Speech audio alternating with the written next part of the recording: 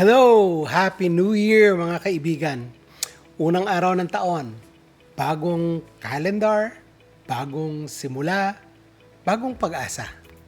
Pero kung magiging totoo tayo, ang New Year ay hindi lang excitement. Dala rin ito ang takot sa uncertainty, fear sa mga hindi natin alam na mangyayari sa kinabukasan. Hindi natin alam kung ano ang haharapin. At minsan, hindi natin alam kung sapat pa ba ang lakas natin at kakayanan natin. At ngayong unang araw ng taon, may tanong akong matagal nang dinadala. Sabi ko, Lord, bakit ganito ang pakiramdam ko? Kahit nagtitiwala naman ako sa iyo. Siguro, marami sa inyo ang may tanong din na katulad nito.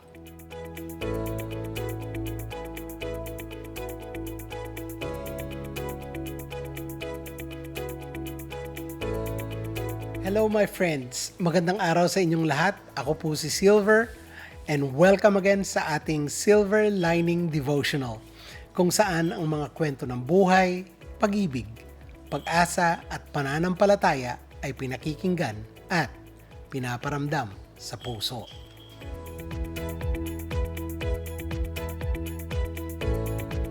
Marami sa atin ang malakas ang pananampalataya. Pero tulad ng mga disipulo ni Jesus, sila ay mga tao rin na tulad natin na may emosyon. Sila ay natakot, nagduda sa maaring mangyari kinabukasan. They have fear of uncertainty. Ang gusto ko lang sabihin ay magpakatotoo tayo. Hindi kasalanan ang amining tayo ay mahina. Tayo ay natatakot at maraming tanong na kailangan ng kaliwanagan. Let us not pretend that we are stronger or holier than others because I'm sure fear shows up when facing the unknown.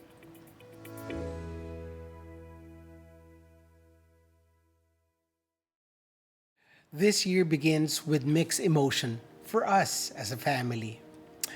Ang anak naming babae ay aalis na naman, papunta sa kabilang panig ng mundo. It was her dream job. Masaya kami para sa kanya. Proud kami bilang magulang. Pero bilang ama, aaminin ko, meron akong kaba. Meron akong fear na nagdadala ng anxiety. May mga tanong sa isip ko na hindi madaling patahimikin. Hindi ito ang unang beses na umalis siya.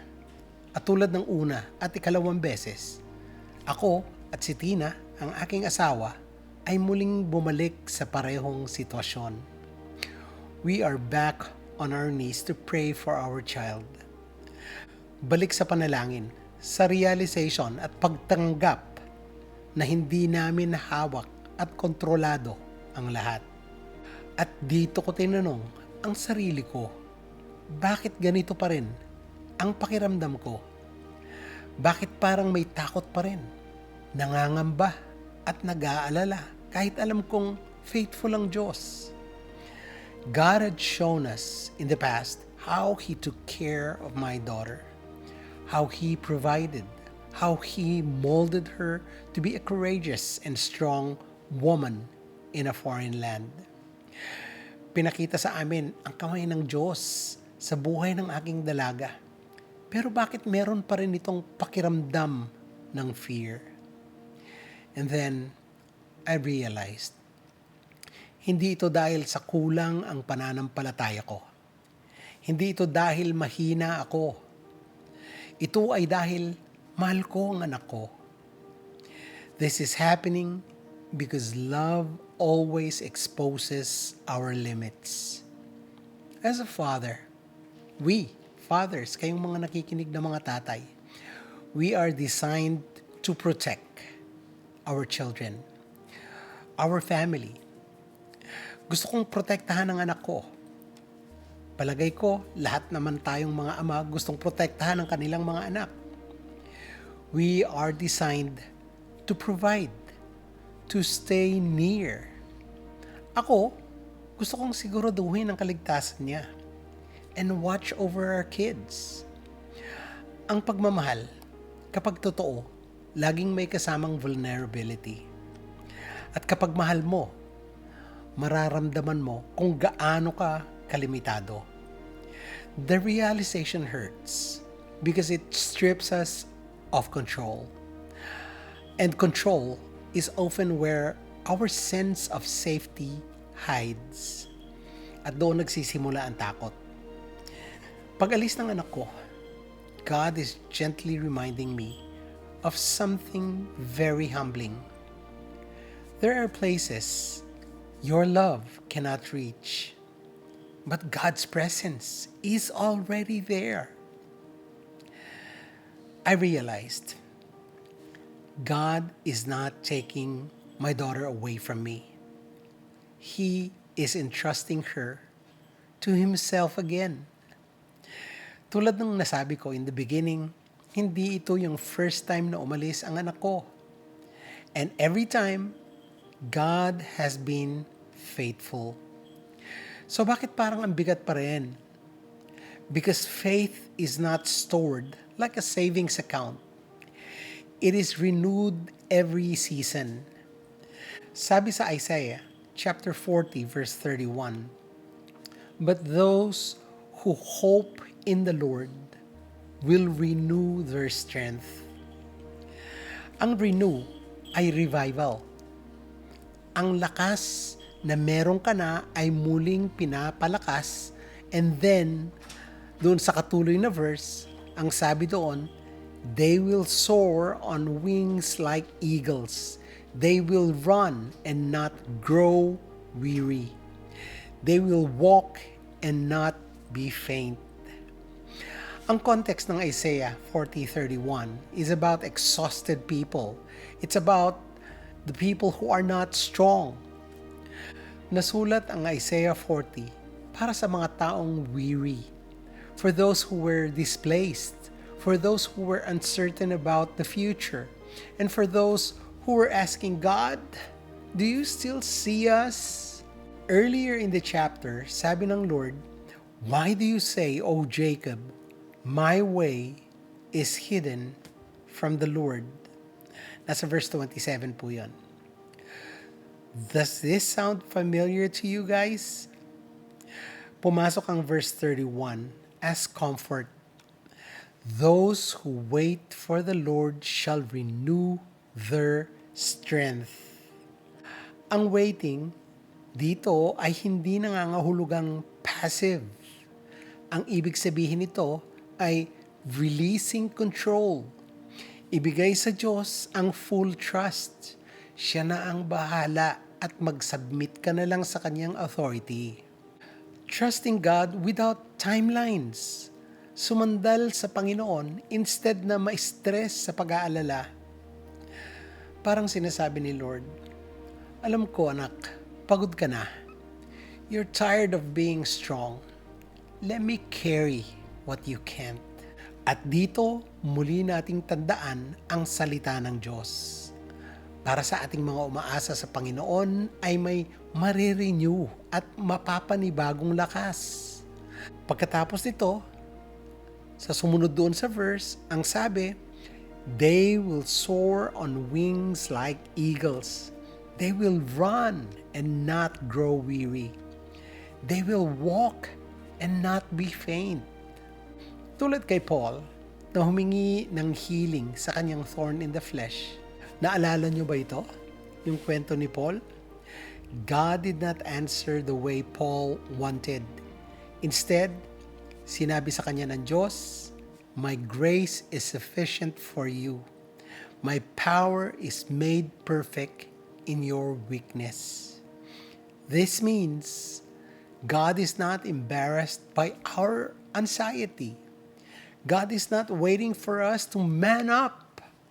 Pinapakita ng Diyos kung saan niya pinapakita ang kanyang strength. Ipinapakita ng Panginoon ang kanyang power sa ating kahinaan.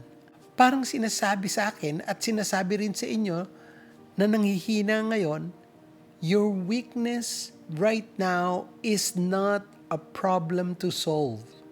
It is a place God has chosen to meet you.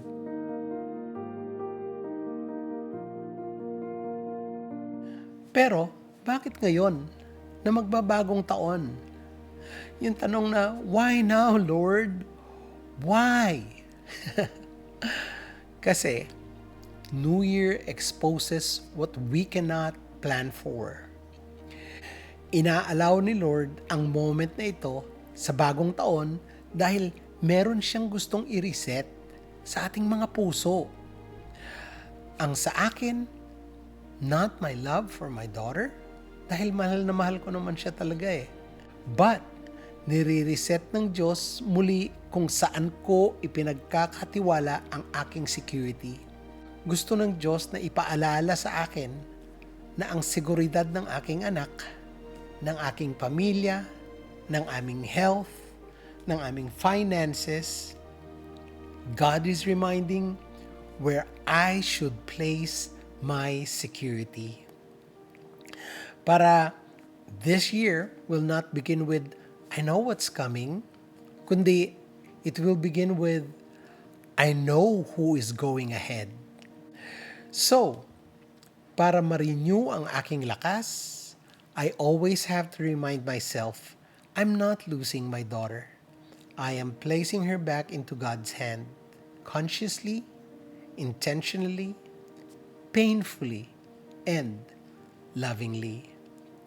I expect that every time I do that, God deepens me, not hardens me, not numbs me, but deepens my trust in Him. As I was contemplating about these words that I said, it's like God saying, Silver, you are not failing. You are not weak. You are not lacking faith. You are a father learning again. Remember that I love your daughter more than you do. Trust me, I will be better at watching over her than you ever could be. And tonight, that truth hurts a little. So, sa mga tulad ko, who are facing the unknown, trust in the Lord always. God will hold you. Tara, pray na tayo. Pakinggan niyo po ang prayer na ito. Gusto ko pong i-feel po ninyo ang panalangin ito.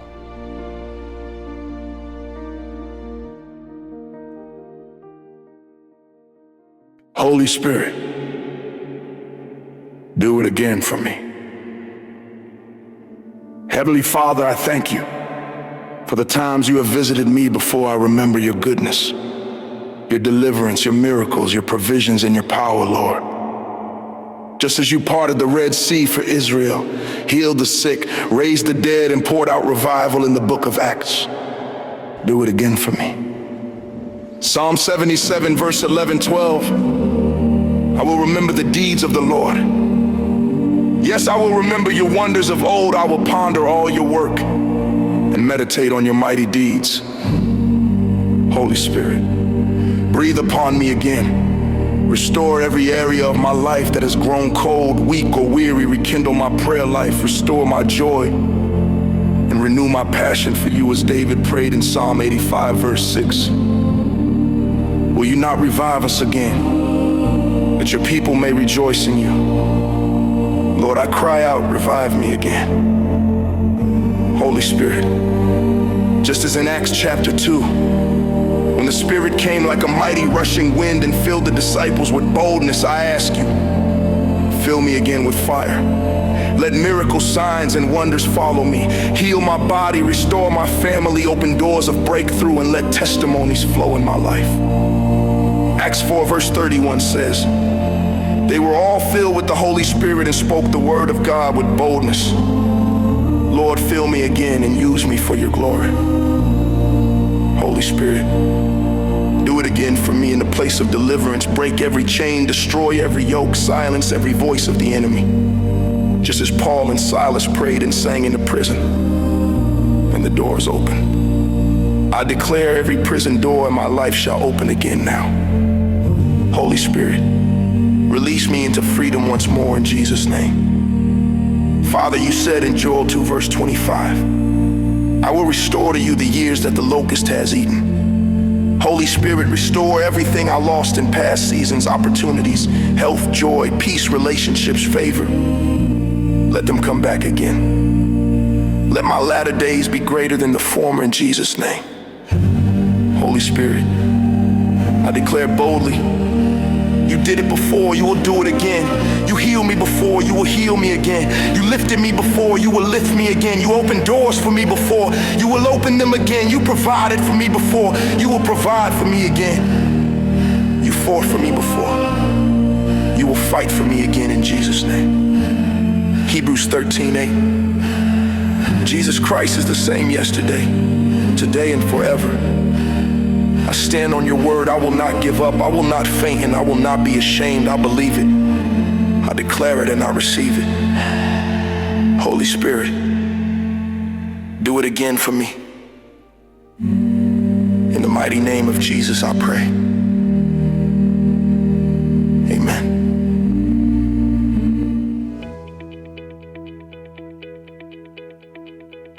Maraming salamat mga kaibigan. If this episode blessed you, share it with someone who needs encouragement.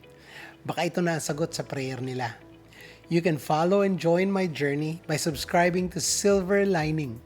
Para sa mga hindi pa nagsusubscribe na nakikinig ng mga kaibigan ko, please subscribe. Libre po ito, wala pong bayad. Salamat po muli. Ako po si Silver, reminding you that God loves you so much. And as we enter the new year, let Him renew your strength by fully trusting Him. Kita-kits tayo next week. Happy New Year, God bless you, and Shalom.